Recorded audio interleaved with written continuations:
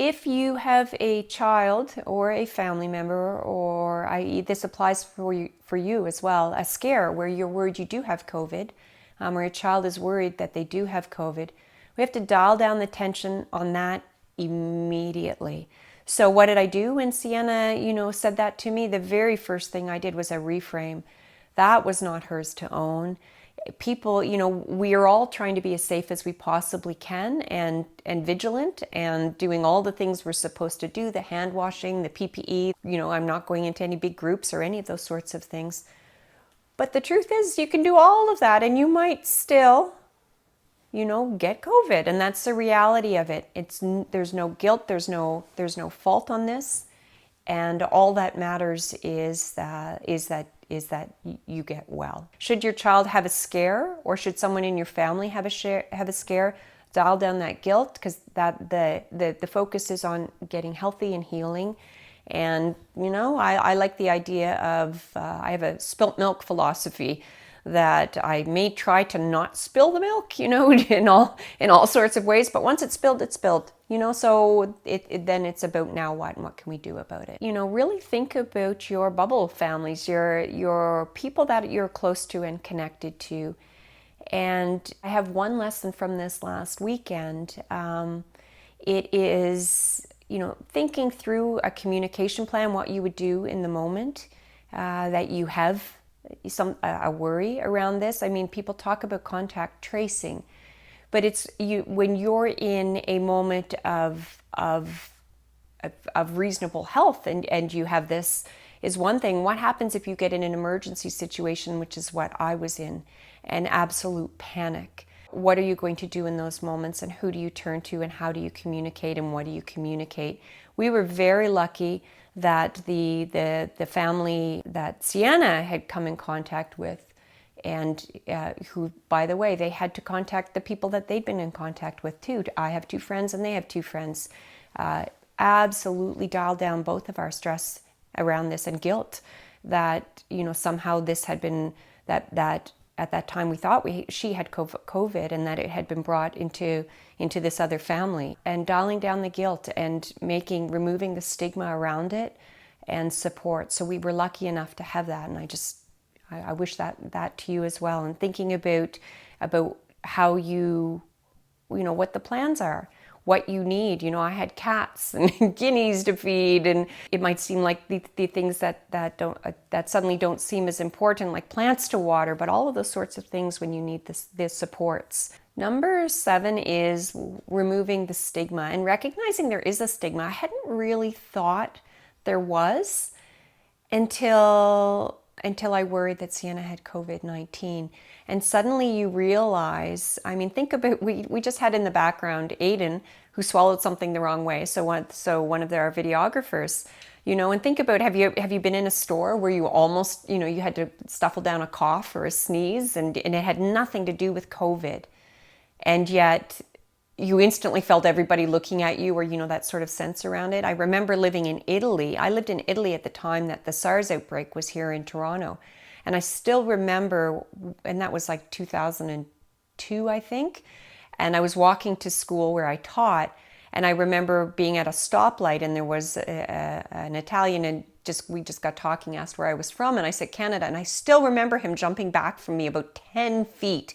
I hadn't been to Canada in a year, so I mean, I didn't have SARS, I wasn't part of the SARS outbreak, but it was just this instant response. And so I just mentioned that around the stigma of people that do get COVID-19. We definitely want to encourage being careful and respect for others. But the way to get there is the shaming doesn't help, right? So trying to understand why someone might not be taking the precautions you are. But B, especially for our children, if you get COVID-19, you get COVID-19, and it's no different than, getting from a fault perspective. There's no fault in that, and so there is no stigma. And so just realizing that does rear up. Okay. Number 8, clean. Don't let your guard down on being extra careful around. The one thing I noticed in the hospital was the constant cleaning of the high touch areas.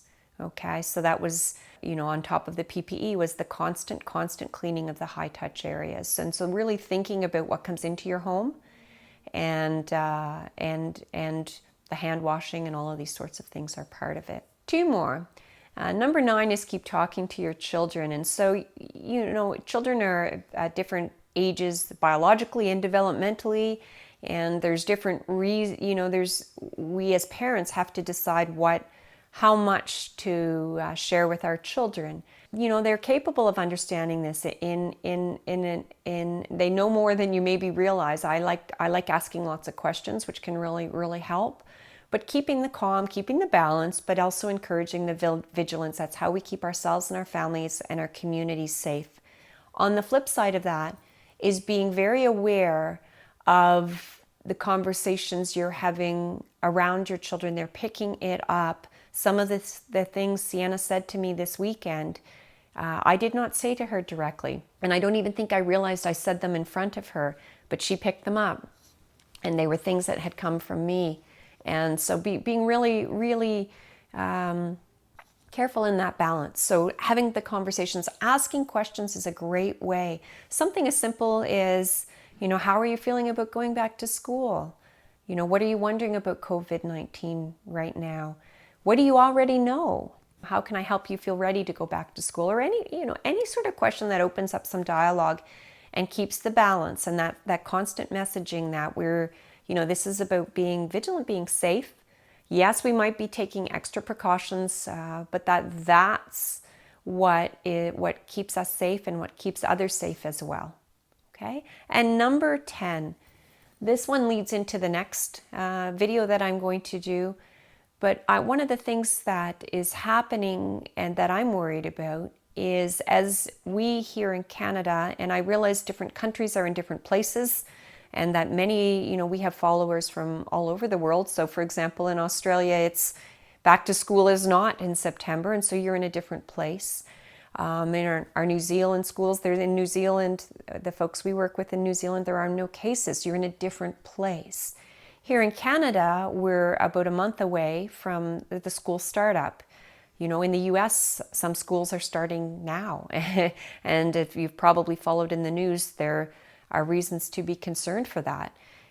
What we want to do is, in my opinion, we need to find some unity around our questions and going forward towards solutions for this, and realizing that our context matters, our preparation matters, the questions we ask matter, and that everyone involved, the children who can't wait to get back to school, the children who are afraid to go back to school, the teenagers, the teachers, the bus drivers, the education assistants, who they're the ones who are worried and asking questions about PPE and how will I be able to do this and that, the politicians, the mental health folks that are saying, that are concerned about children's mental health from being at home, the everyday neighbors, the parents that are trying to get back to work. All of us care about kids. We cannot lose sight of that. It brings us together. What you may think needs to happen may be different from what I think needs to happen, but there are reasons for looking at it from a 360 degrees, from all angles, and being able to understand, how do we keep our children safe? Not should or shouldn't we. It's the how's questions. How do we keep our children safe emotionally, cognitively, socially, physically, as we move back to school? What do we need to do? What do we need to think about? How do we do this in early childhood centers? How do we do this at the university, in the universities? And so coming together first is realizing we're all on the same team on this, and we all prioritize children's safety first. We really do. We just have different viewpoints on it. It's a really important first step, because our educators need us to wrap around them and be trying to figure out the hows of moving forward. The thing that happens when you feel judged, when one parent who believes one thing feels judged by another parent who believes another thing, and that happens in families. I have members of my family who have no intention of sending their children to school in September, none. They're going to do it by distance and homeschooling because they're so afraid. I have other members of my family that think kids should have gone back to school months ago. And we're all the same family. So does one love their children more? No, it's different viewpoints about what's needed and how safe children are and what we need to do. So coming together and trying to understand that there are different perspectives, but everybody loves the kids. They do. And that we are all trying to do what's right for kids means that we need to think about the educators that are being asked to become frontline workers in a few short weeks, and recognize that is a path forward. I saw it in hospitals. Frontline workers are all safe, have been months without getting, in the hospital I was just in, months and months and months of interacting with folks and are just fine.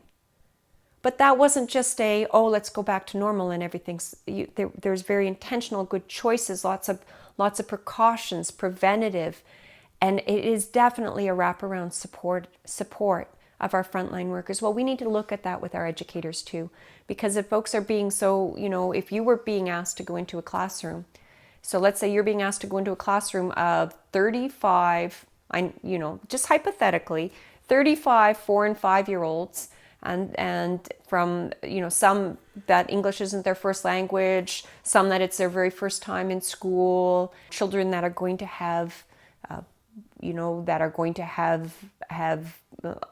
bumps and fights with friends and disagreements over toys and arrive with hard first days and all of these sorts of things, and someone is saying you just need to go back to normal. Well, and you're worried about the kids and you're worried about yourself because you have families too. So I really think that my saying that doesn't mean we say don't go back to school. I very much hope we do go back to school, but I want everybody to not just be safe, but to feel safe. And I want us to be realistic about what that's going to take, how we can look at things differently, and begin to realize that what are we going to do the moment, someone needs to be isolated or a child is recognized as having a fever, all of these sorts of things are what's going to play out in the everyday schools this fall. And so I encourage you as parents to recognize that our educators, as school's about to restart up again, are really becoming frontline workers in environments that are risky. There is a lot of risk. And so it's a very fair to say that's scary and I need to feel safe, and so that I can then begin in turn to focus on what the kids and the students need beyond safety. Safety is the bare minimum. Then we're back to reconnecting with relationships. How do we get back to the academics? What do we do for, the children that are just fine? What about the children that have had a very hard 6 months? How do we do all of this? We want to focus on those things, but to do it, we need the bare minimum of safety. And our educators, all of them, need you and I to support them and to make space for these big questions and the worry, and to feel that we're on the same team.